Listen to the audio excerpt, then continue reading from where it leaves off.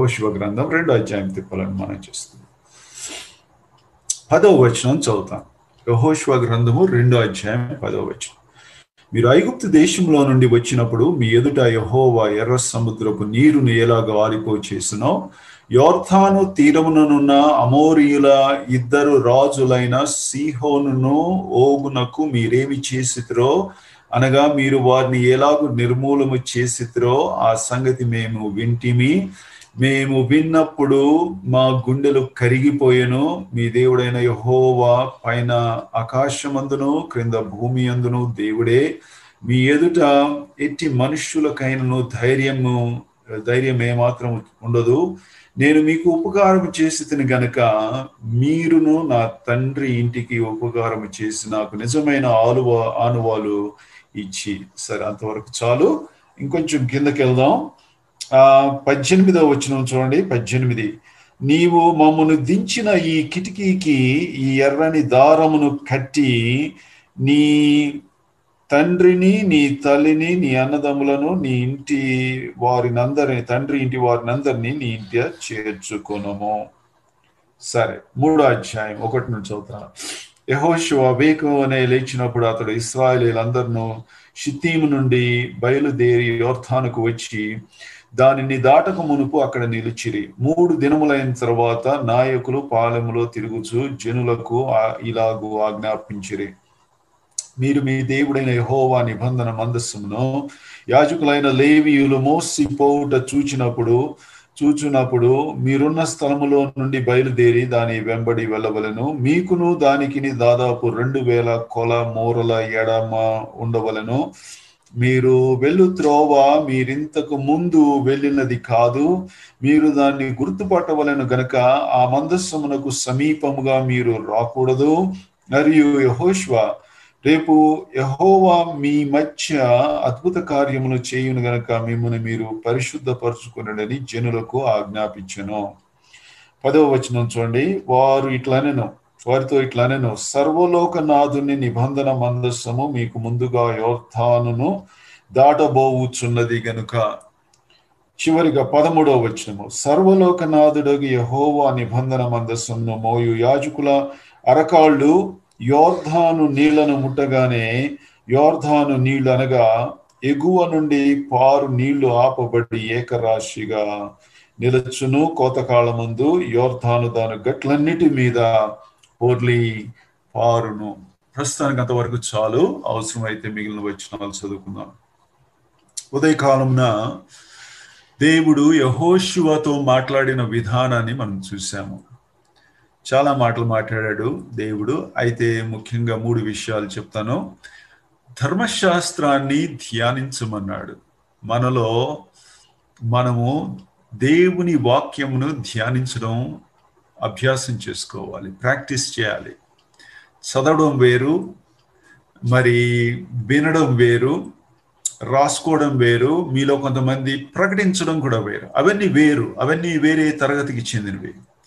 దేవుని వాక్యమును ధ్యానించుట అనేది నేర్చుకోవాలి. కీర్తనలు 1వ కీర్తనలో యెహోవా ధర్మశాస్త్రమును దివారాత్రములు ధ్యానించుచున్న ఒక వ్యక్తి కనపడతా ఉన్నాడు. దేవుడు ఆ యొక్క వ్యక్తిని మొదటి కీర్తనలో ఉంచడంలో మనకి చెప్పదలుచుకున్న సందేశం ఏంటంటే, ఎవరైనా సరే ఈ వ్యక్తి వలె దేవుని ధర్మశాస్త్రాన్ని దివారాత్రులు ధ్యానించగలిగితే ఈ 150 కీర్తనలు వాళ్ళే. అందుకే మొదట్లోనే పెట్టాడు ఆ వ్యక్తిని, పురద్వారంలో పెట్టాడు, స్టార్టింగ్లో పెట్టాడు. ఏమని? దేవుని ధర్మశాస్త్రమును దివారాత్రములు ధ్యానించే వారికి ఈ 150 కీర్తనలలో ఉన్న అమూల్యమైన విషయాలు వాళ్ళకి లభిస్తాయని చెప్తా ఉన్నాడు. అయితే ఆ వివరణకి ఎవరు సరిపోరు. Nobody fits into that description. ఎవరు సరిపోతారంటే ప్రభు అయిన యేసుక్రీస్తు సరిపోతారు. ఇప్పుడు ఆయనలాగా మనం దివారాత్రాలు ధ్యానించాలంటే ఆయన అడుగు జాడల్లో నడవాలి. ఆయన మాట్లాడినట్లు మాట్లాడడం నేర్చుకోవాలి. ఆయన ప్రవర్తించిన రీతిలో ప్రవర్తించడం నేర్చుకోవాలి. ఆయన ప్రతిస్పందించిన రీతిలో ప్రతిస్పందించడం నేర్చుకోవాలి. యేసుక్రీస్తు వలె ఉండుటకు మనం నేర్చుకుంటే అప్పుడు దివారాత్రులది. అది మొట్టమొదటిది దేవుడు చెప్పాడు యెహోషువకి, ధర్మశాస్త్రాన్ని ధ్యానించడం నేర్చుకో. రెండవది, కుడికి ఎడమకి తప్పొద్దు. కుడికి తప్పడం సులభం అవుతుందేమో, ఎడమకి తప్పడం కూడా సులభం అవుతుంది, కానీ మధ్యలో ఉండడం కష్టం. అంటే కృప చూపించు, మృదువుగా మాట్లాడు, ప్రేమతో మాట్లాడు, అదే సమయంలో సత్యం కొరకు గట్టిగా నిలబడు. కాంప్రమైజ్ అవ్వద్దు. మీరు ఒప్పుకున్నా ఒప్పుకోకపోయినా నేను దీన్ని ఒప్పుకోవడం లేదు, ఇది వాక్యానుసారం కాదని చెప్పు. కొంతమందికి నొప్పు కలిగి చేస్తావు. కలిగి చేసినప్పుడు వారు నీతో మాట్లాడరు, కానీ నీవు వాళ్ళతో మాట్లాడు, పర్లేదు, దట్స్ ఫైన్. వాళ్ళు నీతో మాట్లాడకపోతే ఆ దోషం వాళ్ళ నెత్తి మీద ఉంటుంది, కానీ నీవు వారితో మాట్లాడు. నువ్వు వెళ్ళి షేక్ హ్యాండ్ ఇవ్వు, నువ్వు వెళ్ళి వందనాలు చెప్పు, నువ్వు వెళ్ళి కలుపుకొని మాట్లాడు అని దేవుడు చెప్పాడు. కుడికి ఎడమకు తప్పొద్దు, గట్టిగా నిలబడు. నువ్వు గినక గట్టిగా నా వాక్యం కొరకు నిలబడితే నేను నిన్ను గట్టిగా నిలబెట్టి ధైర్యపరుస్తాను. నీ ముందు ఎవడు నిలవలేడు, నిన్ను ఫేస్ చేయలేడు, ఎదిరించలేడు. గట్టిగా నేను నిలవబెడతానని చెప్పి దేవుడు చెప్పాడు. ఆ మాటకు ఒక నిమిషంలో వస్తాను. దానికంటే ముందు దేవుడు యెహోషువతో ఏం చెప్పాడంటే, 3 దినాల లోపు మీరు యోర్దాను దాటబోతున్నారు కాబట్టి ఆహారాన్ని సిద్ధపరచుకోండి. ఈ ఆహారము దాటుటకు అవసరమైన ఆహారాన్ని సిద్ధపరచుకోండి. యోర్దాను యువతల నుండి అవతలకు వెళ్ళాలి. యువతల వైపు గొప్ప అరణ్యం ఉంది యోర్దానికి, అవతల వైపు వాగ్దాన దేశం ఉంది. యువతల వైపు ఉంటే రకరకాల శత్రువులు. అరణ్యంలో ఏమేమి ఉంటాయి అంటే పాములు ఉంటాయి, అరణ్యంలో తేళ్లు ఉంటాయి, అరణ్యంలో రాళ్ళు ఉంటుంది, అరణ్యంలో ఇసుక ఉంటుంది. పాముకి స్టార్టింగ్ లోనే విషయం ఉంటుంది, తేలుకి చివరిలో విషయం ఉంటుంది. రెండిటికి వాక్యాన అర్థం ఉంది, ఇప్పుడు తర్వాత చూద్దాం. రాయిలో జీవం లేదు, ప్రేమ లేదు. రాయిలో ధర్మశాస్త్రము రాయి లాంటిది. ఇసుకలో జీవము లేదు, నిర్జీవము. ధర్మశాస్త్రము ద్వారా నిర్జీవమైన క్రియలు. ఇవన్నీ యువతలు ఉండిపోతే అవతలకి వెళ్తే సురక్షితంగా వెళ్తారు. అవతలకి వెళ్తే దేవుని విషయాలు మీరు ఎంతగానో ఆనందిస్తారు. కాబట్టి దాటండి, దయచేసి. దాటడానికి ఆహారాన్ని సిద్ధపరచుకోండి. 3 దినాలంటే నువ్వు పొద్దున చెప్పాను, ప్రభు అయిన యేసుక్రీస్తు మరణము, ఆ విషయాలు ఆ 3 దినాల్లో మనం చూడొచ్చు. ఈ 3 దినాలు ప్రయాణం చూద్దాం. చూడండి ఇక్కడ దయచేసి యెహోషువ గ్రంథము 1వ అధ్యాయముకు రండి. యెహోషువ గ్రంథము 1వ అధ్యాయము 11వ వచనములో,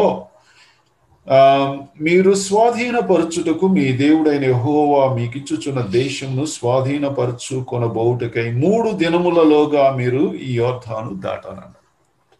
3వ అధ్యాయానికి రండి. మళ్ళా 3వ అధ్యాయం 2వ వచనం చూడండి. 3 దినములైన తర్వాత నాయకులు పాలెంలో తిరుగుచు జనులకు ఇలాగ ఆజ్ఞాపించారు. 3 దినాలు అన్నాడు, మళ్ళా 3వ అధ్యాయంలో 3 దినాలు అంటున్నాడు. మధ్యలో కథ మారిపోయింది సడన్ గా. ఎవరు వచ్చారు మధ్యలో? రాహాబు వచ్చింది మధ్యలో. ఎవరు తీసుకొచ్చారు ఈ స్త్రీని సడన్ గా మధ్యలో ఇంటరప్ట్ చేశాడంటే? దేవుడే, పరిశుద్ధాత్మ దేవుడు ఆమె గురించి 2వ అధ్యాయంలో రాయబడడానికి ఇష్టపడ్డాడు. ఈ స్త్రీ అంటే కథ నడుస్తూ ఉంది. కథ నడుస్తూ ఉంటే సడన్ గా మలుపు తిరిగినట్లు, లేకపోతే అంతరాయం కలిగినట్లు, లేకపోతే ఆమె చరిత్ర మధ్యలో అతకనట్టు కనపడతా ఉంది. మానవ దృష్టిలో అట కనపడతా ఉంది. 1వ అధ్యాయంలో యెహోషువ గొప్ప యుద్ధ యోధుడు, మిలిటరీ కమాండర్, హెల్మెట్ పెట్టుకుంటాడు, మరి విజయ పతాకాలు పెట్టుకుంటాడు. ఒక గంభీరమైన భయంకరం, చూస్తేనే భయంకరం వేస్తుంది మిలిటరీ కమాండర్స్ చూస్తే. అటువంటి యోధుడు 3వ అధ్యాయంలో కూడా మళ్ళా కనపడుతున్నాడు ఆయన యోధుడిగా. మధ్యలో ఒక స్త్రీని దేవుడు అక్కడ ఆమెను ప్రవేశపెట్టాడు. అయితే ఈ స్త్రీ గొప్ప స్త్రీ ఏం కాదు, అసలు శీలం లేని వ్యక్తి. She is the most insignificant person. అంటే ఆమె మానవ రీత్యా అక్కడ ఉండకూడని వ్యక్తి. దేవుడు యెహోషువకు ఇక్కడ ఒక పాఠం నేర్పించాలనుకున్నాడు. ఆ పాఠాన్ని మనము జాగ్రత్తగా చూద్దాం. కొన్ని నిమిషాల్లో దానికి వస్తాను. దానికంటే ముందు ఈ 3 దినములలో వారు ఏమి ఆహారాన్ని సిద్ధపరచుకోవాలో 2వ అధ్యాయములో ఆ స్త్రీ జీవితం ద్వారా మనం నేర్చుకోవచ్చు. ఇప్పుడు ఇశ్రాయేలీలు ఐగుప్తులో నుండి ప్రయాణమై మొదలైశారు. ఎర్ర సముద్రం దాటారు. ఎర్ర సముద్రం పాయలేవడం చూశారు, కళ్ళారా చూశారు.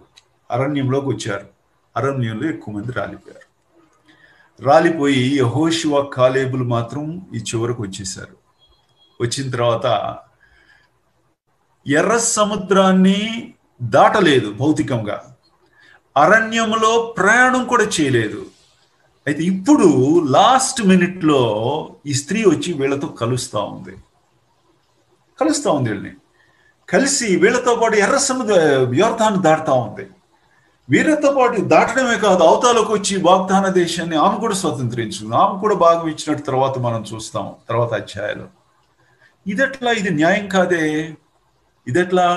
ఈమె ఐగుప్తులో పుట్టలేదు, ఈమె ఐగుప్తు బానిసత్వాన్ని చూడలేదు, ఈమె ఎర్ర సముద్రం దాటలేదు, ఎడారిలో మన్నాను తినలేదు, ఈమె మన్నాను 40 సంవత్సరాలు మాతో పాటు తినలేదు. సడన్ గా లాస్ట్ మినిట్ లో సిలువలో వేలాడుచున్న ప్రభుని ఆ ఒక దొంగ ఆయన్ని చూసి లాస్ట్ మినిట్ లో నమ్ముకొని పరదైస్లోకి వెళ్ళినట్టు ఈమె లాస్ట్ మినిట్ లో వచ్చి కలిసింది. దేవుడు యెహోషువకు చెప్పదలుచుకున్న పాఠం ఏంటంటే, యెహోషువ, నీవు మిలిటరీ కమాండర్వు, నీ కింద గొప్ప సైన్యం ఉంది, గొప్ప అధికారం ఉంది, నీకు గొప్ప శక్తి ఉంది. అది నా స్వంత శక్తి, నా గొప్ప అధికారము, నా ద్వారా నేను చేసుకుంటున్నానని గర్వపడతావేమో, జాగ్రత్త. ఇంకొక వ్యక్తిని తీసుకొచ్చి నీ పక్కన నిలవబెడుతున్నాను. నువ్వెట్లా గొప్ప కార్యాలు సాధిస్తావో ఆమె కూడా అట్లానే గొప్ప కార్యాలు సాధిస్తుంది. నీ విశ్వాసం ఎట్లా గొప్పదో ఆమె విశ్వాసం కూడా అంతే గొప్పది. ఇప్పుడు ఆమెను నీ పక్కన పెట్టి, నువ్వంటే స్వతహాగా యుద్ధాలు చేస్తున్నావు, నైపుణ్యం కలవాడవు కాబట్టి నేనే యోర్దాను దాటించడానికి సామర్థ్యుడు అని గర్వపడతామేమి. జాగ్రత్తగా, నీ శక్తి ద్వారా జరగదు, ఇది నా కృప ద్వారా జరుగుతుంది. It's all because of my grace I'm taking you to the other side. అదే కృప ఈమెను కూడా రక్షింపచేస్తుంది. కాబట్టి నీలో గొప్పతనం లేదు, నీ విశ్వాసంలో గొప్పతనం ఉంది. నీ విశ్వాసము దేనికి లంగరులాగా అంటుకుందో, వేర్ ఇట్ వాస్ యాంకర్డ్ కదా. ఈ ప్లగ్ ఉంటుంది, మన దగ్గర ప్లగ్స్ ఉంటాయి కదా. ఈ ప్లగ్ లో మహిమే ఉండదు. ప్లగ్ ఏ స్విచ్ లో పెడతామో అక్కడుంది శక్తి, అందులో నుండి ప్రవహిస్తుంది. కాబట్టి ఆమె విశ్వాసము, రాహాబు విశ్వాసము యెహోవా దేవుని యందు ఉంచింది. యెహోవా దేవునిలో శక్తి ఉంది. ఆ శక్తి ఆమె విశ్వాసం ద్వారా ఆమెకి చెందింది కాబట్టి నీతిమంతురాలుగా తీర్చబడింది. ఆమెను దేవుడు రక్షించాడు. ఎర్ర సముద్రం దాటలేదు, కానీ ఎర్ర సముద్రం దాటిన వ్యక్తుల కంటే ఎక్కువ విశ్వాసం కలిగింది. అదే విశ్వాసము, అదే కృప నీకు కూడా ఇస్తున్నాను, జాగ్రత్త, గర్వపడద్దని. కాబట్టి ఈ రాత్రి మనలో ఎవరైనా సరే, మనము నేడు ఈ స్థితిలో ఉండటకు కారణము, నువ్వు గొప్ప దైవజనుడు అవ్వచ్చు, గొప్ప వాక్యం చెప్పే శక్తి నీకు ఉండొచ్చు, నువ్వు ఇతరుల కంటే మంచి తలాంతు ఉన్నదని దేవుడు నిన్ను వాడుకోవడం లేదు, ఉన్నదని చెప్పి నీవు గొప్ప కార్యాలు కూడా సాధించడం లేదు. It is purely grace of God. దేవుని కృప ద్వారానే నీవున్న స్థితిలో ఉన్నావు. అందుకని ఆమెను తీసుకొచ్చాడు, ఆమె నుండి నేర్పిస్తున్నాడు. ఇప్పుడు 3 దినాల్లో ఏం సమకూర్చుకోవాలో చూడండి. ఆమె చెప్తుంది ఇక్కడ 10వ వచనం చూడండి, 2వ అధ్యాయం 10వ వచనంలో, మీరు ఐగుప్తు దేశంలో నుండి వచ్చినప్పుడు మీ ఎదుట యెహోవా ఎర్ర సముద్రపు నీరుని ఎలాగ ఆరిపోచేసినో, యోర్దాను తీరమునున్న అమోరీయుల 2 రాజులైన సీహోనును ఓగుకును మీరేమి చేసిరో, అనగా మీరు వారిని ఏలాగు నిర్మూలన చేసిరో ఆ సంగతి మేము వినినప్పుడు మా గుండెలు కరిగిపోయాను. చాలా దూరం ఉన్నారు వీళ్ళు. ఎక్కడో ఐగుప్తులో జరిగింది ఆ టైంలో, ఇక్కడ ఇంత దూరంలో ఈమె ఆ సమాచారాన్ని వినింది. ఈ రోజుల్లో విన్నామంటే సరే ఆశ్చర్యపడక్కర్లేదు, మన కమ్యూనికేషన్ సిస్టమ్ ఉంది, అన్ని వాట్సాప్లోనో దేనిలోనో వెళ్ళిపోతుంది. ఆ రోజుల్లో ఎట్లా ప్రయాణం చేసింది సమాచారం? ఆమె వినింది. ఆమె ఎర్ర సముద్రము ఇశ్రాయేలీయులు దాటారని వినినప్పుడు గుండె కరిగిపోయింది. ఎందుకు తెలుసా? అది మానవ చర్య కాదు, అది దైవ కార్యము. ఆ దేవుడు భూలోకపు దేవుడు మాత్రమే కాదు, పరలోకములో నివసించుచున్న దేవుడు తప్ప ఎవడు అది చేయలేదని చెప్పి నమ్మింది. ఇప్పుడు ఇశ్రాయేలీయులకి దేవుడు ఏమని చెప్తున్నాడంటే, అందులో నుండి నీవు ఆ 3 దినాలకు కావలసిన ప్రయాణానికి కావలసిన ఆహారాన్ని సమకూర్చుకో. ఎర్ర సముద్రం యేసు క్రీస్తు మరణము. ఆదివారమున ప్రభు దినమునకు సిద్ధపడే ఆ యొక్క ప్రక్రియలో యేసు క్రీస్తు మరణమును గురించి మనం జ్ఞాపకం చేసుకోవాలి. అంతేకాదు, దారంతటిలో వారు 40 సంవత్సరాలు మన్నాను తిన్నారు. మన్నా ఎవరు? తను తాను తగ్గించుకొని పరలోకం నుండి దిగి వచ్చిన క్రీస్తు. యేసు ప్రభువుని ఎవరు తగ్గించలేరు. ఆయన తనంతట తాను తగ్గించుకోవాల్సిందే. ఒకవేళ ఆయన తనంతట తాను తగ్గించుకున్నట్టుకు ఇష్టపడకపోతే ఎన్నటికీ తగ్గించబడకుండానే ఉండిపోతాడు. నీవు నేను రక్షించబడకుండా ఉంటాం. అయితే దేవునికి స్తోత్రం, అటువంటి మనస్సు ఆయనకు లేదు. ఆయన తను తాను తగ్గించుకొని భూలోకానికి దిగి వచ్చాడు కదా. కాబట్టి ఆదివారమున మనం సమకూర్చుకోవాల్సిన వస్తువులేంటి? ఎర్ర సముద్రం సమకూర్చుకోవాలంటే యేసుక్రీస్తు మరణము, మన్నాను సమకూర్చుకోవాలంటే యేసుక్రీస్తు దీనత్వాన్ని. ఏ సంఘంలో అయితే కనీసం ఒక్క సోదరుడైన యేసుక్రీస్తు దీనత్వాన్ని ఆదివారమున ప్రచురించకపోతే, నోటి ద్వారా తండ్రికి సమర్పించకపోతే లోపము కలిగిన వారు. ఇంకా దేవుడు ఏం చేశాడు? మోషేకు ప్రత్యేకమైన మన్నా వస్తుంది, మిగిలిన ఇశ్రాయేలుకి తక్కువ స్థాయి మన్నా వస్తుంది అని చెప్పలేదు. నన్ను హీ డిడ్ంట్ టెల్ దట్. అందరికీ సమానమైన మన్నా. మోషేకి ఏ మన్నా తింటాడో మిగిలిన వాళ్ళు కూడా అదే మన్నా తింటారు. ఇది లోకరీతిగా నిజమవుతుందా? ఒక దేశపు ప్రధాని కానీ, ఒక ఇంగ్లాండ్ దేశపు రాణి తినే భోజనము ప్రతిరోజు మనం తినే భోజనం ఒకటి అవుతుందా? అవదే. ఆమె ఒక్క రోజులో తినే భోజనము మనం సంవత్సరం సరిపడా తినచ్చు. అంత సిద్ధపరుస్తారు. వేస్ట్ అయిపోతుంది అవ్వచ్చు, కానీ ఆమె కోసం అన్ని సిద్ధపరిచి ఆమె ఎదుట పెడతారు. అన్ని చిన్న చిన్న కొసర్లాగా తింటది అంతే. మనం సంవత్సరం తినచ్చు ఆ భోజనం ఖర్చుతో పాటు. ఎందుకు చెప్తున్నానంటే, యేసు ప్రభు అందరికీ సమానంగా లభ్యం అవుట ద్వారా అందరూ సమానమే. ఆ సమానత్వంలో యేసు క్రీస్తు యొక్క నిస్వార్థమైన ప్రేమ, పక్షపాతము లేని ప్రేమ.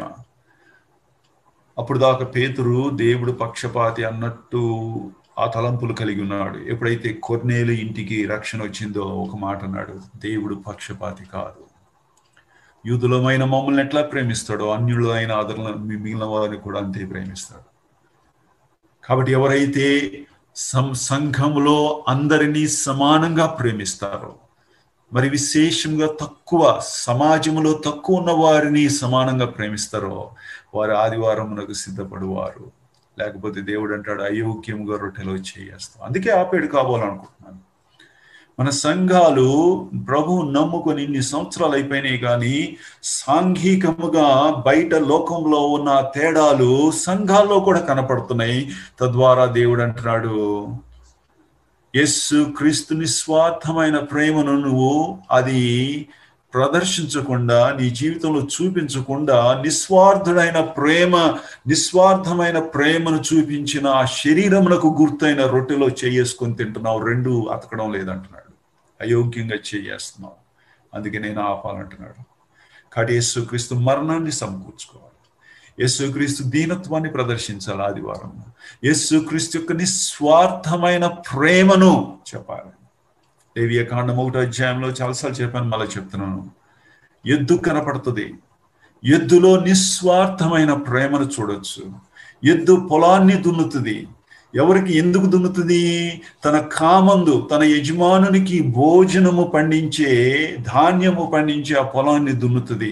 కానీ ఆ యజమానుడు చాలా పెద్ద పొలాన్ని దున్నిస్తాడు. ఎందుకంటే ఎద్దులో చాలా శక్తి ఉంటుంది, అలిసిపోదు.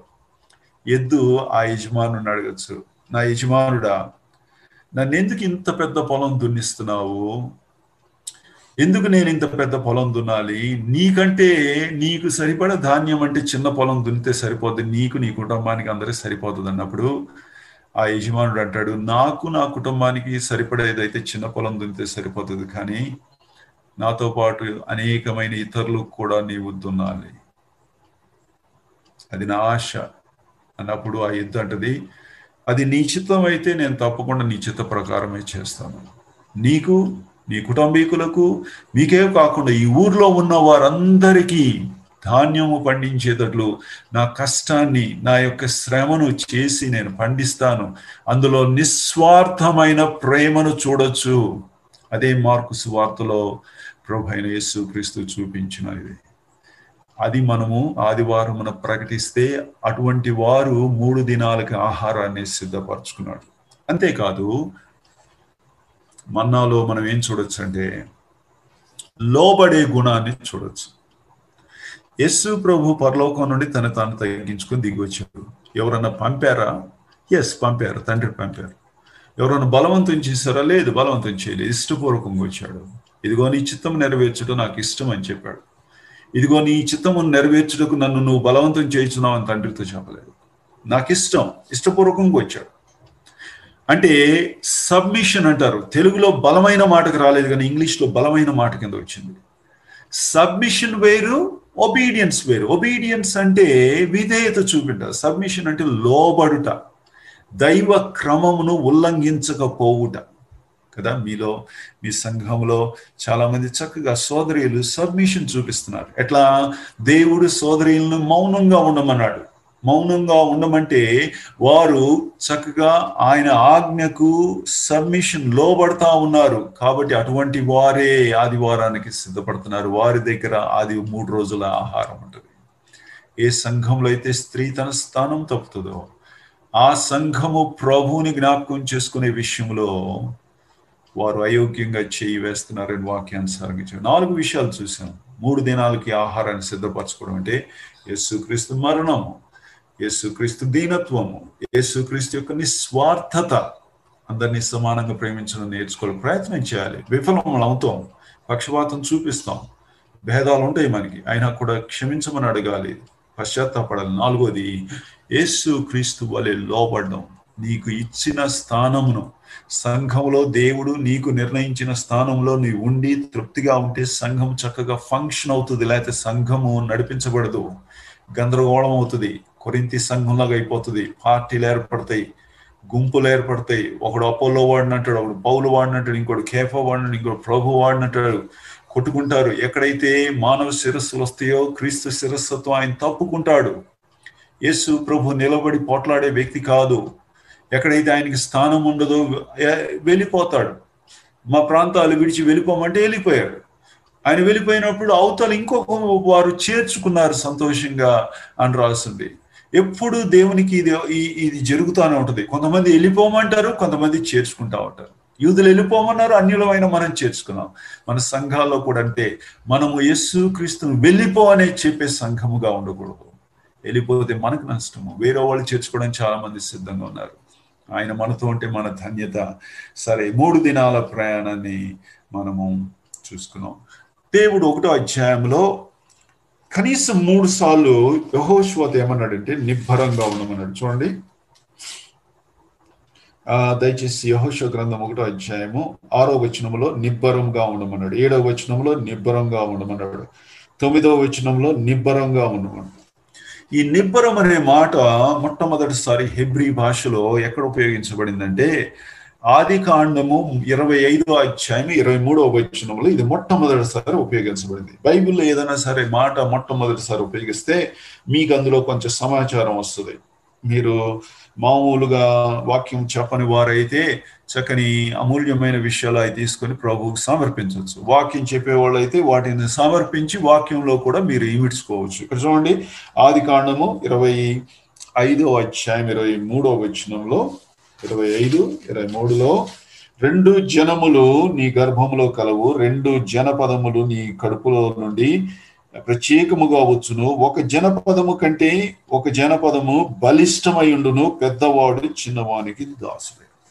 ఇక్కడ ఉపయోగించబడింది బలిష్టం అనే మాటకి నిబ్బరం అనే మాట రెండు ఒకటే ఉపయోగించారు. దేవుడు ఇక్కడ రిబ్కాతో రిబ్కాతో ఏమని చెప్తున్నాడంటే, నీ గర్భంలో నుండి 2 వస్తారమ్మా అంటే క్రొత్త నిబంధనలు ఇది వర్తించదు, పాత నిబంధనలు వర్తిస్తుంది. ఆత్మీయంగా మనం సంఘానికి వర్తించుకోవచ్చు, అంతేగాని ఇది కుటుంబానికి సంబంధించి కాదు. నీ గర్భంలో నుండి 2 కుమారులు వస్తారు, చిన్నవాడు పెద్దవాడి కంటే బలవంతుడుగా ఉంటాడు అని చెప్పాడు. చిన్నవాడు యాకోబు బలాన్ని మనము పెనూయేలు దగ్గర చూడొచ్చు. పెనూయేలు దగ్గర దేవునితో పోరాడాడు ఆయన. లిటరల్గా పోరాడినప్పుడు ఒక మాట అడిగాడు చూడండి, ఎందుకు దేవుడు యాకోబుని బలవంతునిగా చేశాడంటే నేను అనుకునే కారణాల్లో ఒక కారణం ఇది అనుకుంటున్నాను. దయచేసి ఆది కాండము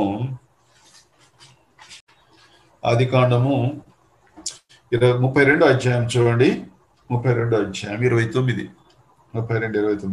అప్పుడు యాకోబు నీ పేరు దయచేసి నాకు తెలుపమన్నాడు. ఆ దూతతో ఎవరితో అయితే పోట్లాడాడు, అయ్యా నీ పేరు చెప్పన్నాడు. ఆయన కూడా అడిగాడు, నీ పేరు ఏంటని అడిగితే నా పేరు యాకోబు అని చెప్పాడు. ఈయన అడుగుతున్నాడు, యాకోబు ఆయన అడుగుతున్నాడు, నీ పేరు ఏంటంటే చెప్పలేదు. ఎప్పుడు చెప్పాడో తెలుసు? 35 అధ్యాయంకి రండి, 35 అధ్యాయం 11వ వచనం రండి. 35:11 మరియు దేవుడు నేను సర్వశక్తి గల దేవుడను, నీవు ఫలించి అభివృద్ధి పొందు. అక్కడ చెప్పాడు పేరు. యాకోబు తనతో పోట్లాడిన దూతలో ఏమీ ఆసక్తి కలిగి ఉన్నాడంటే, అయ్యా నువ్వెవరు, నీ పేరేంటి? ఎందుకంటే పాత నిబంధనలో పేరు వ్యక్తిని సూచిస్తుంది. వ్యక్తికి కలిగిన సమస్తాన్ని దేవుడు పేరులో పెట్టాడు. జకరియా అబియా తరగతి చెందిన వాడని రాసింది. అబియా తరగతి అంటే 8వ తరగతి పాత నిబంధనలో. అతని కంటే ముందు 7వ తరగతిలో ఉన్న వ్యక్తి పేరు ఏంటంటే ధర్మశాస్త్రము ముళ్ళు అని రాసింది. 7వ వ్యక్తి పేరు హక్కోజ్ అనుకుంటా. ముళ్ళు అనే అర్థం ఉంది ఆయనకి. 8 అంటే 7+1. 7+1 అంటే 7తో సంపూర్ణం చేసి మళ్ళా నూతనముగా 1తో ప్రారంభిస్తున్నాను. రూతు గ్రంథం కూడా 8వ గ్రంథం, 7+1. దేవుడు నూతనముగా చిగురించినట్లు, దావీదు మొద్దు చిగురించినట్లు నూతనముగా జీవితాన్ని ప్రారంభించాడు. 8 అనే సంఖ్య బైబిల్లో కృపకు చెందిన సంఖ్య. ఎందుకంటే దేవుడు నూతనంగా ప్రారంభించేది సమస్తం కృపతో కూడింది. కాబట్టి పేరులో చాలా ఉంది పాత నిబంధనలో. ఇక్కడ చెప్పబడినప్పుడు ఇక్కడ చెప్తున్నాడు, అందుకు యాకోబు బలవంతుడయ్యాడు. మనం బలవంతులు అవ్వాలంటే అపోస్తులైన పౌలు చేసిన పనిని మనం కూడా చేయాలి కదా. అపోస్తులు దయచేసి తిప్పండి. అపోస్తులైన పౌలు యేసుక్రీస్తును దమస్కు మార్గంలో సంధించినప్పుడు మొట్టమొదట అడిగిన ప్రశ్న ఏంటో చెప్తాను చూడండి. అపోస్తుల కార్యములు 22వ అధ్యాయం. అపోస్తులైన పౌలు అపోస్తుల కార్యములు 22వ అధ్యాయము, 22వ అధ్యాయము ఇక్కడ 8వ వచనం చూడండి. 8వ వచనము, అందుకు నేను ప్రభువా నీవెవడవు?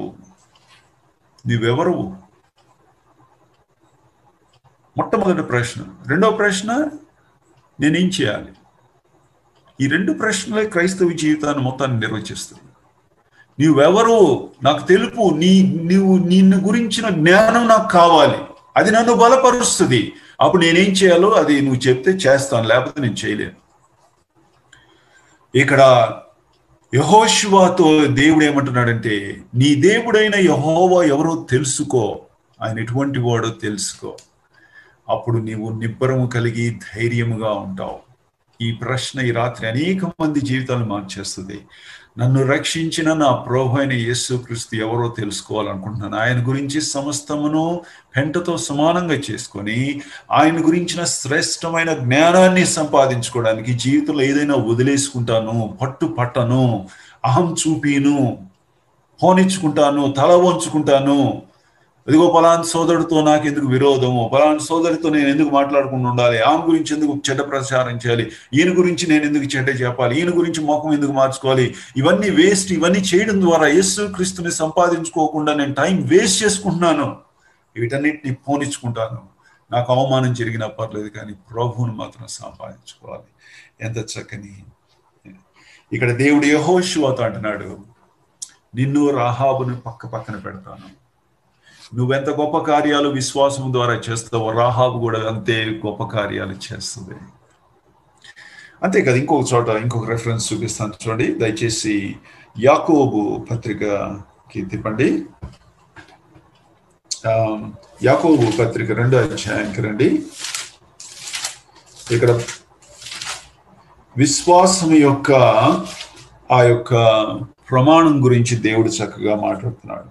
యాకోబు పత్రిక 2వ అధ్యాయము 23 చూడండి.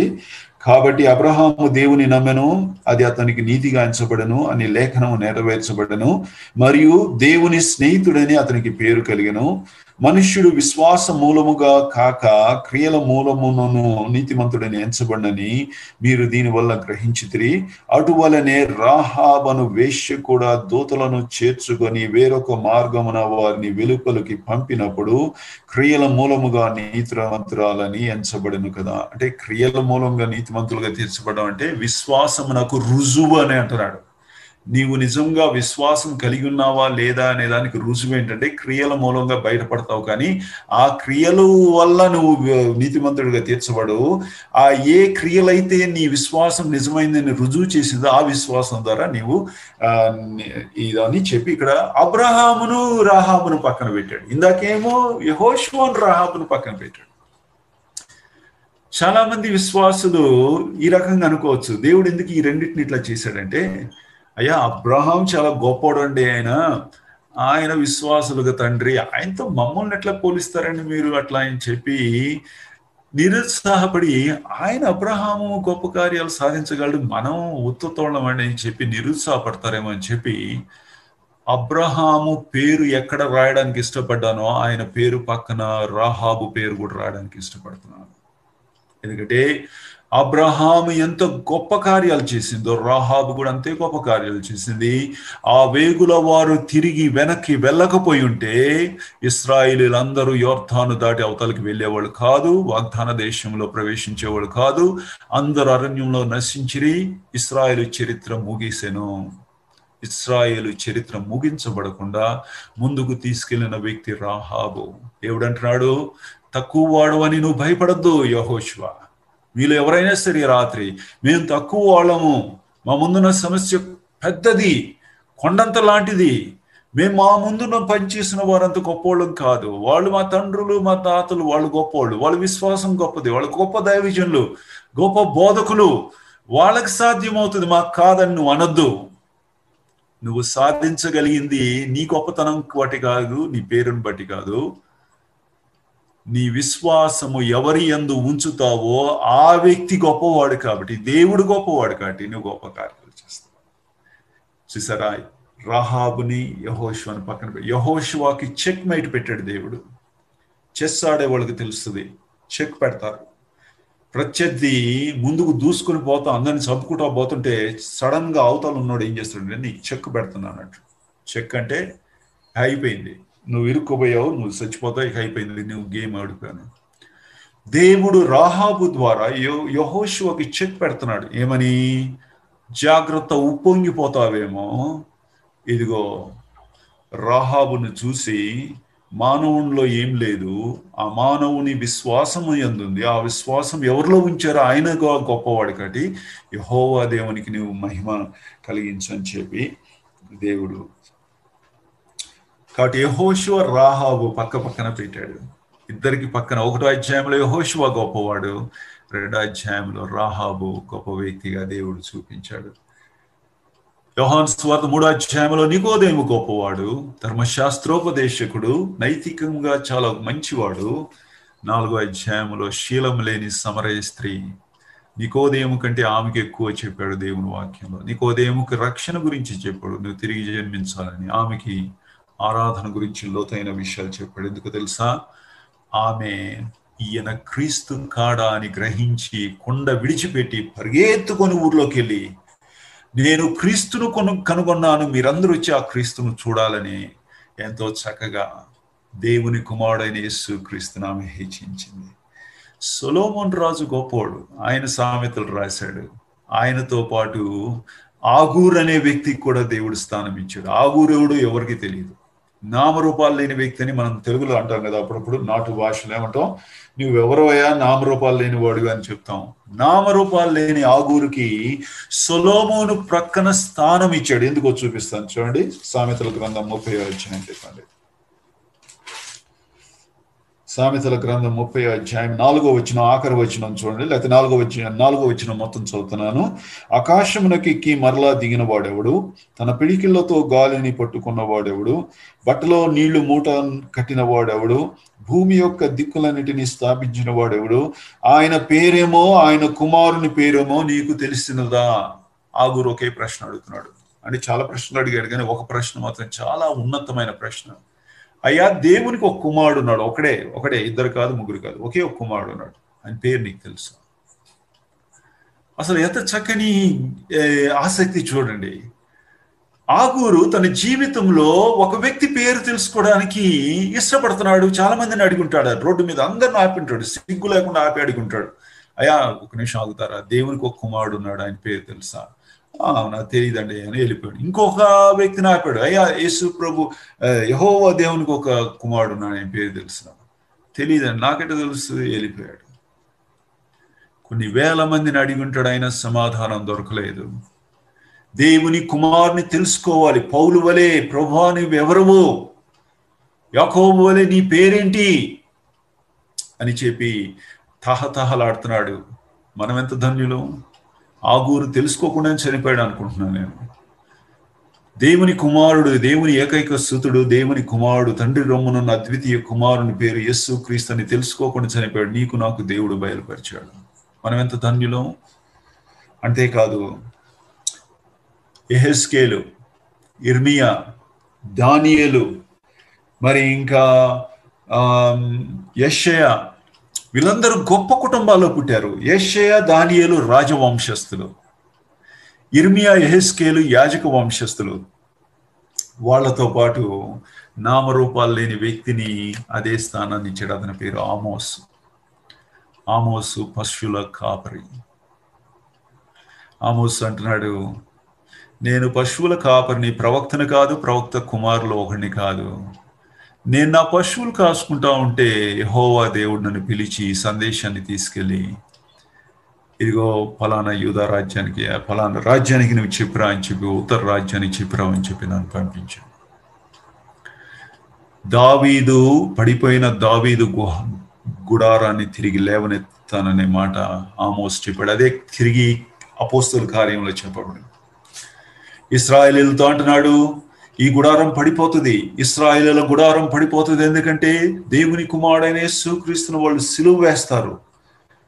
వారి యొక్క చరిత్ర దేవుడు వారిని పక్కన పెడతాడు, అన్య జనుల చేత ఏలబడతారు. అయితే ఒక దినమున తిరిగి పడిపోయిన గుడారాన్ని లేవనెత్తుతాడు. ఎందుకంటే పరమ సొలొమోను యెదీద్యా వస్తాడు, పరలోకపు సొలొమోను వస్తాడు. అతడు సమాధానాన్ని ప్రేమిస్తాడు, యుద్ధాలను ప్రేమించడు.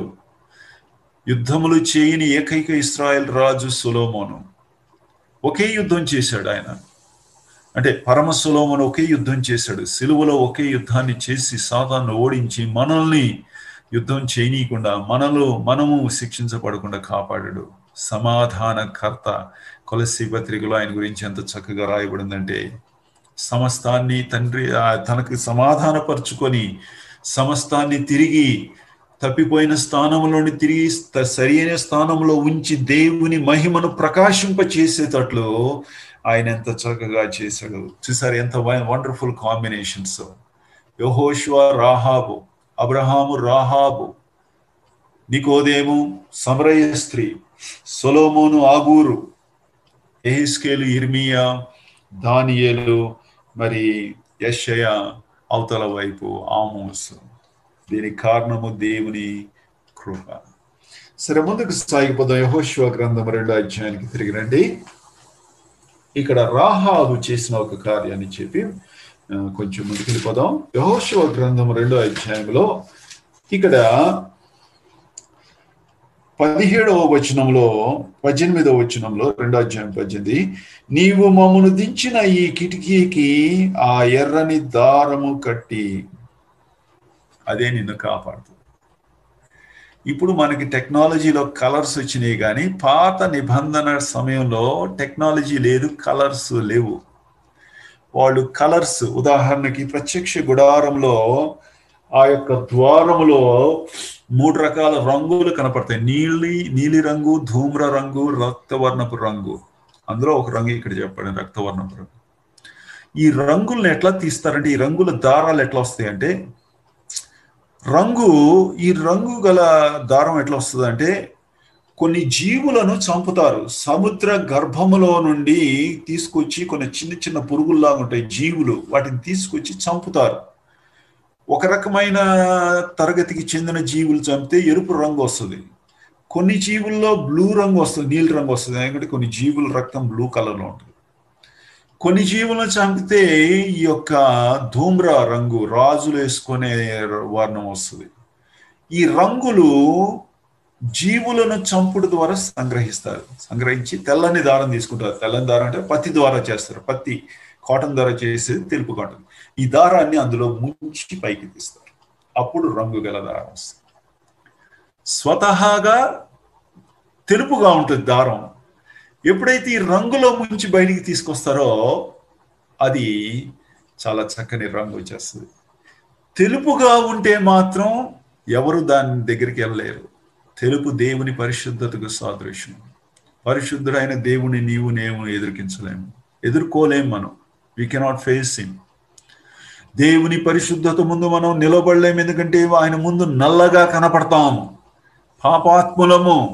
ఆయన పరిశుద్ధుడు. ఆయన చూడంగానే వెంటనే మనము భయంకరమైన అపవిత్రతతో నిండిన పాపాత్ములని వెంటనే గ్రహింపు వచ్చేస్తుంది. నిలబడకుండా పారిపోవడానికి ప్రయత్నిస్తాం. అయితే రంగు ఏం చేస్తుంది అంటే పారిపోవద్దు, దగ్గరికి రాని ఆకర్షిస్తుంది. అదే రంగు. ఆ రంగు దారము తెలుపుదే. అయితే రంగులో ముంచబడిన తర్వాత వికర్షించే తెలుపు దారము ఆకర్షించే రంగు దారంగా ఏర్పడింది. ఆ రంగు ఎరుపు రంగు యేసు క్రీస్తు రక్తము. నేను పైకెత్తబడిన అందరినీ నా వైపు ఆకర్షిస్తాను. కాబట్టి ఆమెతో చెప్తా ఉన్నారు, యేసు క్రీస్తు రక్తమును నీ కిటికీలకు నువ్వు పూసుకో. కిటికీ మీద కనపడాలమ్మా. ఒకప్పుడు మేము అట్లానే రక్షించబడ్డాము. ఐగుప్తులో ద్వారబంధాల మీద యేసుక్రీస్తు రక్తం కనపడడం ద్వారా ఐగుప్తుల్లో ప్రథమ సంతానాన్ని కొట్టివేశాడు దేవుడు, మమ్మల్ని బ్రతికించాడు. నీకు అదే సూత్రము, నీకు అదే స్వార్థ. యేసుక్రీస్తు రక్తం ద్వారా నీవు విమోచించబడతావు అని చెప్పి వారు ఆమెకి చెప్పారు. ఒక రంగు దారాన్ని మీ ముందు పెట్టుకోండి. ఒక రంగు దారాన్ని ముందు పెట్టుకుంటే కొంత సౌందర్యమే కనపడుతుంది. సౌందర్యం కనపడుతుంది. Beautiful, it's beautiful. బ్లూ రంగులో ఉన్న దారం నిమ్మి ఉంది చక్కగా. ఇంకో రంగు దారం తెచ్చా, ఎరుపు రంగు, అది కూడా చక్కగా ఉంది. ఇంకో రంగు తెచ్చుకోండి, వ్యక్తిగతముగా కొంత సౌందర్యం ఉంది. ఈ రంగు దారములు చాలా నైపుణ్యము కలిగిన చేతుల్లోకి వెళ్ళగలిగితే, అహోలియాబు బెస్లీలు చేతుల్లోకి వెళ్ళగలిగితే వారు బ్యూటిఫుల్ ఎంబ్రాయిడరీ కొడతారు. Beautiful embroidery. ప్రపంచంలో అతి శ్రేష్టమైన తివాచీలు ఇరాన్ దేశంలో నుండి వస్తాయి. పర్షియన్ కార్పెట్స్ అని అంటారు. కొనలేరు, మనలో ఎవడు కొనలేడు. మీ ఇంట్లో ఉన్న సామాను మొత్తం పెట్టినా కూడా కొనలేరు. చిన్న కార్పెట్ కొనలేరు. ఎందుకంటే తెలుసా, ఒక్కొక్క కార్పెట్ 20 లక్షలు 30 లక్షలు ఉంటుంది. వాళ్ళు దాని మీద ఉన్న డిజైన్ కానీ ఆ చిత్రకారుని పని చూస్తే కొంత ప్రత్యక్ష గుడారంలో ఆ పిక్చర్ గుర్తుకు వస్తుంది. మరి ఆ బ్యూటిఫుల్ సంపూర్ణ సౌందర్యం బయటకు వస్తుంది. సంఘములో మనలో ప్రతి ఒక్కరికి కొంచెం కొంచెం సౌందర్యం ఉంది. నీవు వ్యక్తిగతంగా దారంగా ఉండిపోతే పనికిరావు, తివాచి అవ్వవు. తివాచి అయితేనే నీకు విలువ, ఎక్కువ విలువ వస్తుంది, ఉపయోగ ప్రయోజనకరం. సంఘములో ప్రతి విశ్వాసి తనంతట తాను ఉండిపోతే అతనికి కొంత సౌందర్యం ఉంటుంది, కానీ ప్రయోజనకారుడు కాదు. దారాన్ని ఎవడు కొంటాడండి? 20 లక్షలు ఇచ్చి దారం కాండి అని ఎవడు కొంటాడు? ఎవడు కొండు కదా. అదే దారపు రంగులు కలిగిన వాటిని తివాచి చేయంగానే ఆ దారమునకు సౌందర్యం పెరిగింది, విలువ కూడా పెరిగింది. సంఘములో నీ జీవితమునకు విలువ కలిగించేవాళ్ళు మిగిలిన వారందరూ. వీరందరినీ తీసుకొని పరిశుద్ధాత్మ చాలా నైపుణ్యముగా సౌందర్యవంతురాలైన స్త్రీగా రూపొందింప చేస్తాడు, లేకపోతే సౌందర్యవంతమైన తివాచిని చేస్తాడు. యాజకుడు ప్రత్యక్ష గుడారము పరిశుద్ధ స్థలంలోకి వెళ్ళి తలెత్తి చూస్తే ఆయన నెత్తి మీద 18 అడుగుల ఎత్తులో బ్యూటిఫుల్ తివాచి కనపడుతుంది. ఎవరు చేశారు? దైవ జ్ఞానముతో చేయబడింది, పరిశుద్ధాత్మ చేశాడు. కింద యాజకులు నిలబడి ఉన్నారు. కింద చాలా మంది యాజకులు పరిశుద్ధ స్థలంలో నిలబడున్నారు. పైన వారి తల మీద ఒక కప్పు కనపడుతుంది. ఆ తెర మీద రంగురంగులతో కెరూబులతో చేయబడిన తివాచీ కనపడతా ఉంది. దేవుడు పైనుండి ఆకాశం నుండి ఏమని చెప్తున్నాడు? ఓ యాజకులారా, మీరందరూ సహోదరుల ఐక్యత కలిగి నివసించుట ఎట్లా కనపడుతుంది అంటే ఈ తివాచీలాగా నాకు పరలోకం నుండి కనపడుతుంది. సంఘములో నీ జీవితమునకు సౌందర్యము, నీ జీవితం యొక్క సౌందర్యాన్ని పెంచేది నీవు కాదు, ఇతర సభ్యులు పెంచుతారు. ఎట్లా పనిచేస్తుంది అంటే ఇదిగో ఇప్పుడు చెప్పాను, ఎక్స్ప్లెయిన్ చేశాను, మళ్ళా మీరు నేర్చుకోవాలి. నా జీవితంలో నేను ఒక్కడనే ఉండిపోతే ప్రయోజనకారుని కాదు, విలువ లేదు, ఎవడు కొనడు, సింగిల్ దారాన్ని ఎవడు కొనడు. అయితే నేను తివాచీలోకి వెళ్తే నా ప్రయోజనకత్వం కొన్ని రెట్లు పెరిగిపోతుంది. తివాచీని రాజమందిరంలో వేస్తారు, కానీ దారాన్ని తీసుకెళ్లి రాజమందిరంలో హాల్లో పెట్టరు. అంటే నేను మిగిలిన సంఘస్థులను ప్రేమించుట ద్వారా దేవుని సన్నిధిలో నాకు ప్రత్యేకమైన స్థానం దొరుకుతుంది. ఏ వ్యక్తి అయినా సంఘంలో కూడా మిగిలిన వారందరినీ విలువైన వాళ్ళుగా ఎంచకపోతే, వాళ్ళకు నొప్పి కలిగినప్పుడు నీకు నొప్పి కలగపోతే, వాళ్ళకు సంతోషం కలిగినప్పుడు నీకు సంతోషం కలగపోతే, నీ చేతనైనంత మటుకు వారి దగ్గరికి వెళ్ళి సహాయం నువ్వు చేయలేకపోతే, అవసరత ఉన్నప్పుడు వారి గురించి మోకాళ్ళ మీద అనేక సార్లు ప్రార్థించకపోతే, నీకు నీ సౌందర్యం పెరగదు, నీ ప్రయోజనకత్వం అసలే ఉండదు. దేవుని సన్నిధిలో నీవు ఆయన యొక్క వెచ్చదనాన్ని అసలే ఆనందించలేవు.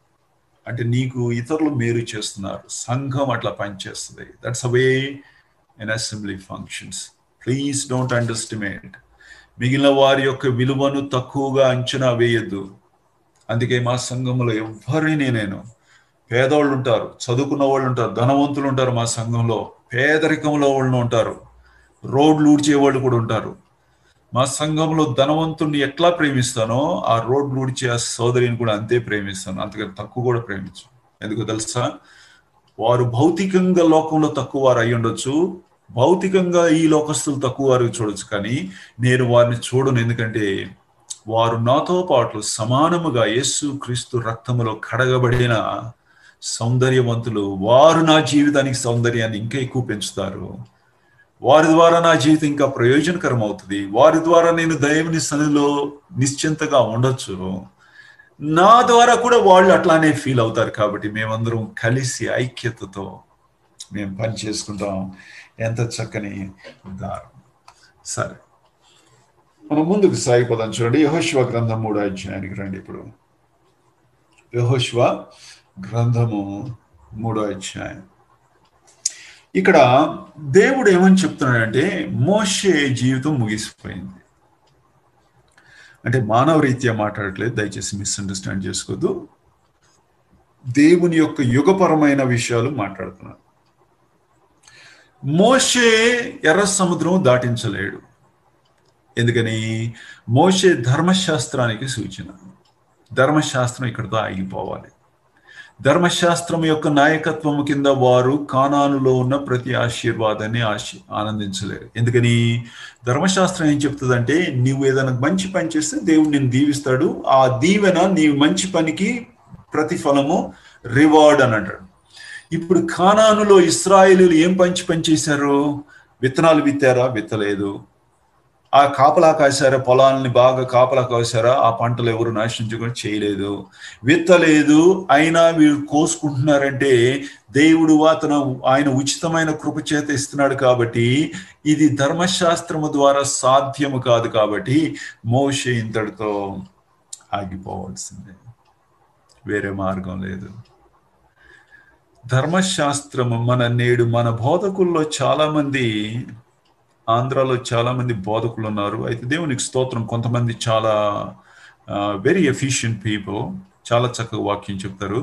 కానీ ఎక్కువ మంది ఎందుకు వైఫల్యం అయిపోయారో ఈ రాత్రి చెప్తున్నాను. కొంతమందికి నా ఉపయోగపడుతుందని అనుకుంటున్నాను.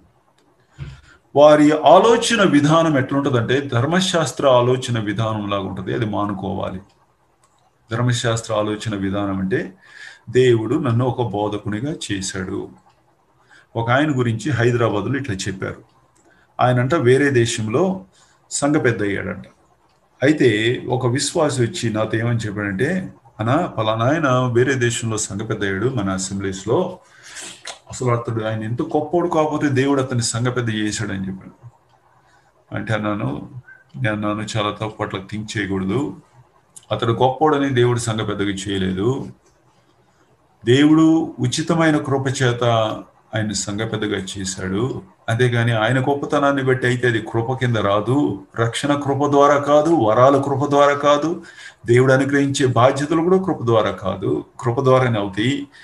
వరాలు కృప ద్వారానే, రక్షణ కూడా కృప ద్వారానే అని చెప్పాను. అది ధర్మశాస్త్రమునుతో కూడిన తలంపు విధానము. ఈ రాత్రి నేను మీతో వాక్యం చెప్తున్నానంటే నాలో ఏదో గొప్పతనం ఉంటుంది, అందుకే దేవుడు నన్ను బోధకుడిగా పిలిచాడని నేను ఆలోచిస్తే అది ధర్మశాస్త్రముతో కూడిన తలంపు. నా ఏ చెట్టు మీద నిలబడ్డానో, ఏ కొమ్మ మీద నిలబడ్డానో ఆ కొమ్మను నేనే గొడ్డలితో నరుక్కుంటున్నాను, నా అంతటా నేనే పడిపోతాను, ఎవ్వడు పడగొట్టక్కర్లేదు. అది మానుకోవాలి. ధర్మశాస్త్రం ఆగిపోవాలి. ఇంకేం ఆగిపోవాలి? ధర్మశాస్త్ర సంబంధమైన బోధలు కూడా ఆగిపోవాలి. మీరు చెయ్యాలి చెయ్యాలి చెయ్యాలి అని చాలా మంది వాక్యం చెప్తారు. మంచిది, చెయ్యాలి అని చెప్పదని చెప్పడం లేదు. నో. తిమోతి పత్రికలో కూడా గద్దించమన్నాడు, తప్పుదిద్దమన్నాడు. కానీ అదొక్కటే ప్రసంగం నింపదు. అది చెప్పదలుచు. ఒక వ్యక్తి చెయ్యాలి చెయ్యాలి చెయ్యాలి చెప్పడం కంటే ఆ వ్యక్తి చెయ్యగలిగిన స్తోమత దేని ద్వారా వస్తుందో దాన్ని చెప్పడం మంచిది. అది నేను బోధలో సాధారణంగా చెప్తాను. మనమందరం చేయాలి, నిజమే. ఆ చేయడానికి శక్తి ఎక్కడి నుండి వస్తుంది? నా నుండి రాదు, శామ్యుయల్ జాన్ అనే వ్యక్తి నుండి రాదు. శామ్యుయల్ జాన్ లోపల యేసు ప్రభు ఏర్పడగలిగితే ఆ యేసు ప్రభుకి చేయడం సులభం, ఆయనకి ఈజీ అవుతుంది. కాబట్టి నాలో ఇతరులు యేసు ప్రభు ఏర్పడాలని కోరుకుంటే చాలు, రాబోయే దినాల్లో చేయాలని చెప్పేదంతా చేసేస్తాను నేను. కాబట్టి యేసు ప్రభు ఎట్లా ఏర్పడాలో, నీలో ఎట్లా ఏర్పడాడో సాక్ష్యంగా చెప్పు. నీలో ఎట్లా ఏర్పడాడు వాక్యంలో చెప్పినప్పుడు ఇతరులు ఏర్పడతాడు, ఆటోమేటిక్గా చేస్తారు. చేయమని కూడా చెప్పక్కర్లేదు, ఆటోమేటిక్గానే చేసేస్తారు. ఎందుకంటే ప్రభువుకి చెప్పనక్కర్లేదు. ప్రభు మనస్తత్వం కలిగినోడికి ఏం చెప్పనక్కర్లేదు, ప్రభువుకి అన్నీ తెలుసు. కాబట్టి క్రీస్తు స్వరూప్యము మనలో ఏర్పడాలని కోరుకోవాలి. కాబట్టి ధర్మశాస్త్రపు ఆలోచన విధానాన్ని ఆపేయాలి, ధర్మశాస్త్రపు బోధలు ఆపేయాలి, ధర్మశాస్త్ర ప్రవర్తన కూడా ఆపేయాలి. ధర్మశాస్త్ర ప్రవర్తన అంటే ఏంటి? ఇందాక చెప్పాను. నేను అనేక చోట్ల పని చేశాను. ఫిజిక్స్లో మరి ఉన్నతమైన వాళ్ళకి చేశాను, మరి లెక్చర్స్ చెప్పాను. ఆ లెక్చర్ రూమ్లోకి ఎంటర్ అయినప్పుడు నా ముందు అనేక మంది విద్యార్థులు కూర్చుంటారు. రకరకాల జనాలకి చెప్పాను, పాశ్చాత్య దేశస్తులకు కూడా నేను బోధించాను. ఆ ముందు కూర్చున్న వాళ్ళని నేను చూసినప్పుడు నా తలం పెట్టుంటుందంటే మీరు తక్కువ నేను ఎక్కువ. నడుస్తుంది, అక్కడ నడుస్తుంది. ఎందుకని? అది లోకరీత్యా సంబంధించిన క్షేత్రం. అది అక్కడ కింద కూర్చున్నోడు తక్కువ ఉంటేనే నువ్వు వాడికి బోధించగలవు, వాడు వినగలడు కూడా.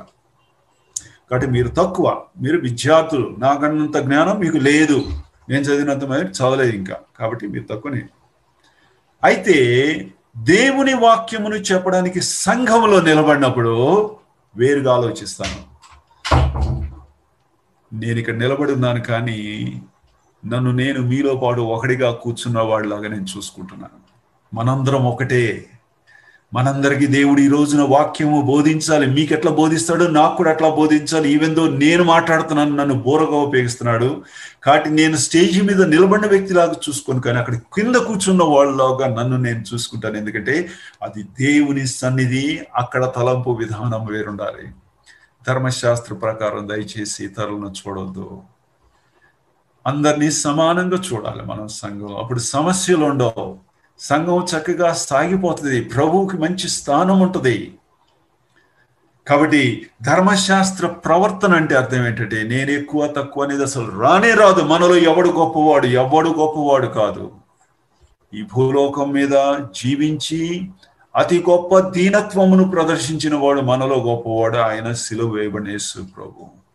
శిష్యులంతా బుద్ధిహీనంగా ఆలోచిస్తున్నారు. ఎప్పుడు రొట్టె విరుచుకూడిక అయిపోయిన తర్వాత, రొట్టె విరుచుకూడిక సమయంలో మనలో ఎవడు గొప్పవాడని ఆలోచించబట్టి రొట్టె విరుచుకూడికను పాడు చేశారు లూకాసు వార్త 22వ అధ్యాయంలో వాళ్ళు.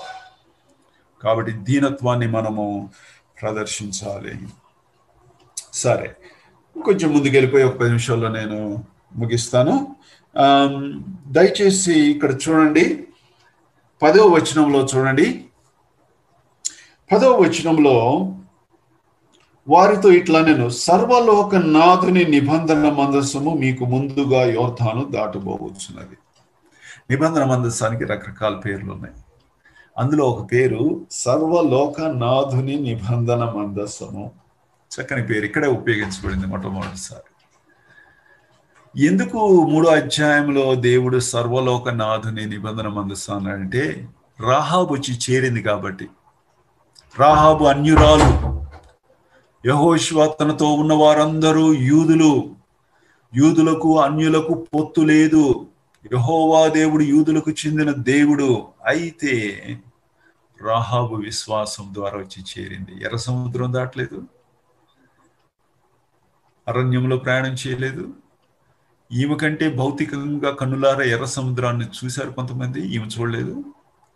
అరణ్యంలో ప్రయాణం చేసి మన్నాను తిన్నారు, ఈమె తినలేదు. వాళ్ళు రాలిపోయారు. ఈమె యోర్దాను దాటపోతుంది. వాళ్ళు యోర్దాను దాటలేదు, రాలిపోయారు, అరణ్యంలో రాలిపోయారు. ఈ రాత్రి మనలో కొంతమంది ఈ ప్రమాదంలో పడతాం.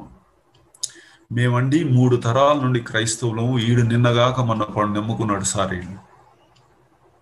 మేమండి 4 తరాల నుండి క్రైస్తవులము, ఇతను నిన్నగాక మన హైందవుల్లో నమ్ముకున్నాడు. జాగ్రత్త. 4 తరాల్లో నుండి నువ్వు ప్రభువుని ఉన్న కుటుంబంలో నమ్ముకుంటే దేవునికి స్తోత్రం, కానీ అది గర్వం కింద మారకూడదు. దేవుడు అంటున్నాడు, అది అట్లా చాలా మంది మితము లేని వంశావళులు చెప్పుట ద్వారా తప్పిపోయారని తిమోతి పత్రికలో రాసింది. దైవ భక్తిని పాడు చేసే 3 ఉన్నాయి. ఒకటి మితము లేని వంశావళులు, రెండవది ముసలమ్మ ముచ్చట్లు, 4వది ధనాపేక్ష. ఇంగ్లీష్లో సులభంగా గుర్తుపెట్టుకోవచ్చు, జీనియాలజీ, గాసిప్ అండ్ గెయిన్. ఈ 3 దైవ భక్తిని పాడు చేస్తాయి. అవును, సగర్వంగా చెప్పుకున్న చాలా మంది అరణ్యంలో రాలిపోయారు. నిన్నగాక మన ప్రభువుని నమ్ముకున్న ఈమె తక్కువ ఎఫర్ట్తో, ఎక్కువ జీవితంలో నష్టం, అంటే జీవితంలో ఎక్కువ శ్రమ పడలేదు కూడా, వాళ్ళతో పాటు కానాను దేశాన్ని పంచుకోబోతుంది. ఎంత ధన్యురాలు! ఆమె విశ్వాసం ఎంత గొప్పది! యెహోవా దేవుని పట్ల ఆమె చూపించిన ఆ యొక్క విశ్వాసము, గౌరవము గుండె కరిగిపోయినట్టుంది. యెహోవా దేవుని గురించి వింటే మా గుండె కరిగిపోయింది, ఎందుకంటే ఆయన నిజమైన దేవుడు అని చెప్పి నేను నమ్మాను. ఇంకొక స్త్రీ మనం తెలుసు, చెప్పనక్కర్లేదు, రూతు గురించి కూడా తెలుసు, ఎంత చక్కగా ప్రభు. కాబట్టి ఇక్కడ దేవుడు అంటున్నాడు సర్వలోక నాథుని నిబంధన. యేసుక్రీస్తు అందరికీ ప్రభు అనే మాట దీనికి వర్తిస్తుంది. దేవుడు ఇశ్రాయేలుని ఏమన్నాడంటే, ఆ భుజం మీద మోసుకోమన్నాడు. యాజకుల్ని భుజం మీద మోసి ఆ యొక్క అరణ్యంలో నుండి, ఎర్ర సముద్రం దాటిన తర్వాత అరణ్యంలో నుండి, ప్రత్యక్ష గుడారం ఇచ్చిన కాడ నుండి భుజం మీద మోసుకొని రమ్మన్నాడు. రమ్మన్నప్పుడు వచ్చేటప్పుడు అరణ్యంలో చాలా మంది ప్రయాణం చేస్తూ ఉంటాడు, ఎదురొచ్చి ఉంటారు. అయ్యా మీరు ఏం చేస్తున్నారు, ఏంటది? అది నిబంధన మందసం అండి. ఎవరి ఏంటి అది అంటే, ఆయన యెహోవా దేవుడు అండి. యెహోవా దేవునికి పటం. ఆయన మాకు దేవుడు మీకు దేవుడా కాదంటే కాదు, మాకే దేవుడు ఆయన, మీకు దేవుడు కాదని ఎవరెవరితో చెప్పారు చూడండి. 11వ వచనంలో, జీవము గల దేవుడు మీ మధ్య ఉన్నాడని, ఆయన నిశ్చయముగా మీ ఎదుట నుండి కానానీయులను, హితీయులను, హిబీయులను, పెరుజీయులను, గెర్షేషీయులను, గెర్గేషీయులను, అమోరీయులను, యెబూసీయులను వెళ్ళగొట్టెననియు దీని వలన మీరు తెలుసుకుందరు. వీళ్ళందరికీ చెప్పారు మా దేవుడు ఇప్పుడు సడన్ గా మారిపోయాడు. ఎవరి దేవుడు అయిపోయాడు? సర్వలోకనాథుని దేవుడు. ఇందాక చాలాసార్లు చెప్పాను, ఈ మాట పదే పదే ఎందుకు వస్తుందో నాకు తెలియదు. అందరినీ సమానంగా ప్రేమించాలి. దేవుడు నిస్వార్థ ప్రియుడు, అందరినీ సమానంగా ప్రేమించాడు. సంఘములో ఎవరైతే అందరినీ సమానంగా ప్రేమిస్తారో వారు యెహోషువ వలె యుద్ధ యోధుల్లాగా ముందుకు దూసుకుని పోతారు. దేవుని కొరకు గొప్ప కార్యాలు చేస్తారు వాళ్ళు. ఈ మాటను నేను ఇంకా ఎక్కువ స్ట్రెస్ చేసి చెప్పనట్లేదు. సరే, ఇక్కడ చూడండి 3వ అధ్యాయము 4వ వచనంలో, మీకును దానికి దాదాపు 2000 కొల మూరల ఎడమ ఉండవలెను. చాలాసార్లు రాజకీయ నాయకులు వచ్చినా, లేకపోతే ఎవరైనా ఇంకా గొప్ప వ్యక్తులు వచ్చినా ఏం చేస్తారంటే, చాలా మంది ఆయన చుట్టూ గుంపు కొడతారు. గుంపు కూడినప్పుడు గుంపు కూడిన వాళ్ళకి కనపడతాడు ఆయన. ఇక కొంచెం దూరం ఉన్నోడికి కనపడ్డు. ఎందుకంటే ఆ తల మీద తల, అతడు పొట్టివాడైతే అసలు కనపడ్డు, కొంచెం పొడిగోడైతే తల కొంచెం కనపడుతుంది. ఎందుకంటే జనాలందరూ చుట్టూ మోయారు. దగ్గర ఉన్నోడికి కనపడుతుంది, దూరంగా ఉన్నవాడికి కనపడదు. దేవుడు అంటున్నాడు మోషేతో, ఇశ్రాయేలీయ సంఖ్య చాలా గొప్పది, తద్వారా దేవుని మందసానికి కొంతమంది చాలా దగ్గరగా వచ్చి నిలబడుట ద్వారా మిగిలిన వారు ఆ మందసాన్ని చూడలేకపోతారు.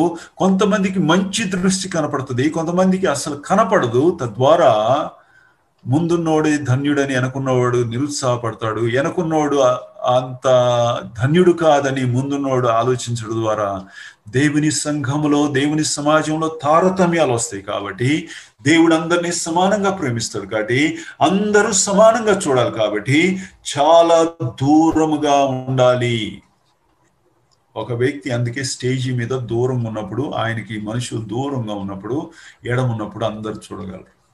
దేవుడు అంటున్నాడు, అందరూ నన్ను సమానంగా చూడాలి, అందరూ నన్ను సమానంగా సౌందర్యాన్ని చూడాలి.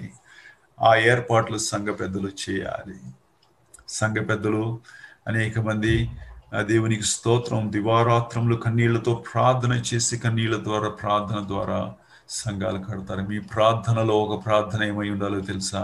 దేవా, మా సంఘంలో ఉన్న వారందరూ యేసు క్రీస్తును సమానంగా చూడాలని, ఆయన కలిగిన సౌందర్యాన్ని సమానముగా ప్రశంసించాలని, ఆయన కలిగిన పరిమళ సువాసన అందరూ పీల్చుకోవాలని, ఆయన కలిగిన ఆ యొక్క శ్రేష్టమైన గుణగణాలు అందరూ చూడాలని చెప్పి మేము ప్రార్థన చేస్తున్నాం. దయచేసి మా ప్రార్థన వినమని ఎవరైతే సంఘ పెద్దలైతే ప్రార్థన చేస్తారో వారు సంఘాలను కట్టిన వారు అవుతారు.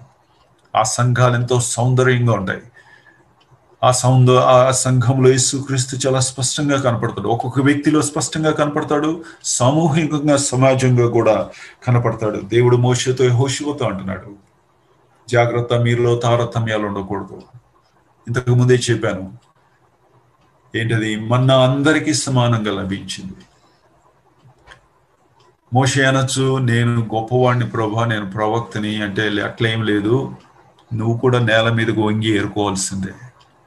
నేను ఇంకొక వ్యక్తిని పంపించి అతనితో తెప్పించుకోనంటే అట్లేం కుదరదు, నువ్వు వెళ్ళి వ్యక్తిగతంగా నువ్వు కూడా ఏరుకోవాలి. ఎందుకు ప్రభా? నేను కూడా నాలంటూ సామాన్యమైన ఇశ్రాయేలుడి నేలకు వంగాడంటే అర్థమవుతుంది, నేను కూడా నేల మీదకు వంగి నేను ఎందుకు చేసుకోవాలి? నేను గొప్ప ప్రవక్తను కదా, అహరోను గొప్ప మహాయాజకుడు కదా. అంటే దేవుడు మోషేతో అంటాడు, నువ్వు ఎవరినైతే ఏరుకుంటున్నావో, ఎవరైతే నీకు ఆహారమయ్యారో, ఎవరైతే నీ ప్రాణము ఈ ఎడారిలో రాలిపోకుండా కాపాడుతున్నాడో అతడు నీకంటే గొప్పవాడు, అతడు నీకంటే ఎక్కువ తగ్గించుకున్నాడు. అతడు తను తాను తగ్గించుకొని నీకు సమీపముగా నీ అందుబాటులోకి భూమి మీదకి రాగలిగినప్పుడు నీకేమైంది? ఆయన ముందు తగ్గించుకోవడానికి ఏం కష్టం? ఆయన నీకంటే గొప్పవాడు, దేవాతి దేవుడు, దేవుని కుమారుడు, తగ్గించుకున్నాడు. నీ ఎదుట చాలా తగ్గించుకున్నాడు, నువ్వు కొంచెం తగ్గించుకుంటే ఏమైంది? కాబట్టి తగ్గించుకోవాలి, అందరికీ సమానంగా అందుబాటులో ఉండేటట్టు చెయ్యాలి. 2000 మోరలు ఉండాలి. చివరిగా ఈ 14వ వచనం చూడండి. కోతకాలమందు యోర్దాను దాని గట్లన్నిటి మీద పొర్లి పారు. యోర్దాను పొర్లి పారుతా ఉంది.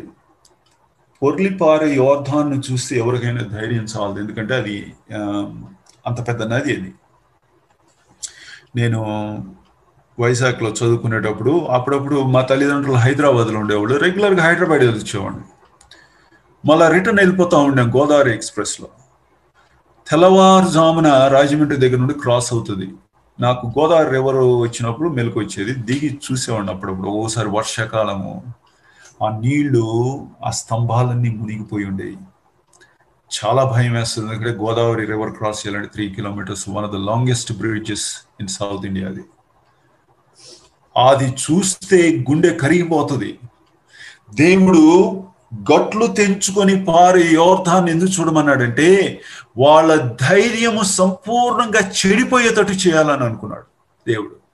చూడండి, మీలో ఎవరికైనా ధైర్యం ఉంటే ఆ ధైర్యం మొత్తం పోవాలి. ఎందుకో తెలుసా? మీ ధైర్యం అంతా పోయిన తర్వాత నేను మిమ్మల్ని దాటించానని, నిబంధన మందసం ద్వారా మీరు దాటగలిగారని యెహోవా దేవుని ప్రశంసించుటకు మీరు, అది జీవితాంతం మీరు జ్ఞాపకం చేసుకుంటకు మీరు దాన్ని చూడండి, లేకపోతే మర్చిపోతారు. అయినా కూడా 106వ కీర్తనలో అనేక సార్లు, 78వ కీర్తన కాబోలు అయితే 76, 78లో అక్కడ రాస్తుంది. 76లో ప్లస్ 106వ కీర్తనలో మీరు కలిపి చూడండి, 4 సార్లు మరిచిపోయిరి జ్ఞాపకమునకు తెచ్చుకొనకపోయిరి.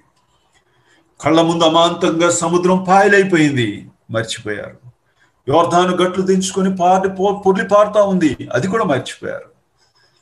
అందుకే దేవుడు మనము గుర్తు లేకుండా భౌతికంగా కనపడపోతే మర్చిపోతామని చెప్పి రొట్టె రసాన్ని ప్రవేశపెట్టి నన్ను జ్ఞాపకం చేసుకుంటూ దీన్ని చేయడం చెప్పి మనం మర్చిపోయే వారం జ్ఞాపకం చేసుకోమంటున్నాడు. కాబట్టి యోర్దాను గట్లు పొర్లి పారుతా ఉంది. ఈ పొర్లి పారే యోర్దానుని ఎవరి మీద పారేటట్టు చేశాడో చూపించి నేను ముగిస్తాను. దయచేసి 69వ కీర్తనకి తిప్పండి. 69వ కీర్తన. ఈ పొర్లి పారే యోర్దానుని ఎవరికి పాలు చేశాడు దేవుడు, ఎవరిని విడిచిపెట్టాడు. 69వ కీర్తన. దేవా, జలములు నా ప్రాణము మీద పొర్లుచున్నవి, నన్ను రక్షించుము. నిలవ నీయక్క ఇయని అగాధమైన దొంగ ఊబిలో నేను దిగిపోవచ్చున్నాను. అగాధ జలములలో నేను దిగిపోవచ్చున్నాను. వెళ్తా ఉన్నాను. ఇంకా కంటిన్యూస్ టెన్స్ అంటారు. కంటిన్యూస్ టెన్స్ అంటే స్టిల్ హ్యాపెనింగ్ అని అర్థం. అక్కడ ఏ వ్యక్తి అయితే దిగిపోవచ్చున్నాడో ఆయన ఏమని చెప్తున్నాడంటే, దేవా, నేను కింద కాళ్ళకి అడుగు తగలడం లేదు, కిందకి వెళ్ళిపోతా ఉన్నాను, లోతు తెలియడం లేదు, లోతు కొలవలేకపోతా ఉన్నాను, నేను వెళ్ళిపోతున్నాను, దయచేసి నన్ను జ్ఞాపకం చేసుకో. జలములు నా మీద పొర్లి పారుచున్నవి. యోసేపును ఒక గుంటలో తోసేశారు. ఇక్కడ బైబిల్ ఏం రాసిందంటే ఆ గుంటలో నీళ్లు లేవని రాసింది. యోసేపు గుంటలో పడ్డాడు, కానీ ఆయన మీద నీళ్లు ప్రవహించలేదు. యోసేపుని గుంటలో పడ్డాడు, కానీ గుంటకి అడుగు ఉంది కాబట్టి ఆయన కాళ్ళు కింద గుంటలో వెళ్ళి నిలబడ్డాయి. అడుగుంది, నీళ్లు లేవు. అయితే మన ప్రభు అయిన యేసుక్రీస్తు మన నిమిత్తము, మన పాపముల నిమిత్తము, నిన్ను నన్ను రక్షించుటకు అడుగు లేని ఆ గొయ్యిలోకి ఆయన దిగబడ్డాడు. ఆయన తల మీద నుండి నీళ్లు పొర్లి పారుచున్నవి. యోసేపు మరి ఆ పటముగా కనపడతా ఉన్నాడు. అటువంటి ప్రభువుని మనం జ్ఞాపకం చేసుకోవాలి. యోర్దాను నీళ్లు, పొర్లి పారుచున్న యోర్దాను నీళ్లు. ఆయన గురించి యేసు ప్రభు కూడా నేటికి అక్కడ ఉన్నాడని రాసింది. చూడండి, దయచేసి యెహోషువ గ్రంథాన్ని మళ్ళీ తిప్పండి. యెహోషువ గ్రంథము 4వ అధ్యాయం 9వ వచనం, 4:9. అప్పుడు యెహోషువ నిబంధన మందస్సమును మోయు యాజకుల కాళ్ళు యోర్దాను నడుమ నిలిచిన చోట 12 రాళ్లను నిలవబెట్టించిన, అవి నేటి వరకు అవి అక్కడ ఉన్నాయి. సిలువలో మన ప్రభువు పొందిన శ్రమలు నేటి వరకు దేవుని ఎదుట, యెహోవా దేవునికి జ్ఞాపకం ఉన్నాయి. నేను అనుకుంటాను, తండ్రి అయిన దేవుడు ప్రతి క్షణము, ప్రతి నిమిషము తన ప్రియకుమారుని పట్ల, తన ప్రియకుమారుడు నీచముగా ఎట్లా హింసించబడ్డాడో, మరి సిలువలో ఎంత ఘోరమైన మరణాన్ని పొందాడో అవి జ్ఞాపకం చేసుకున్నప్పుడు ఆయనకి నేటికి బాధ కలుగుతుందని నేను అనుకుంటున్నాను. అవి నేటికి అక్కడ ఉన్నాయి. ఈ నీళ్లు మన మీద పొర్లి పారాల్సింది. దేవుని ఉగ్రత, దేవుని తీర్పు మన మీద పొర్లి పారాల్సింది.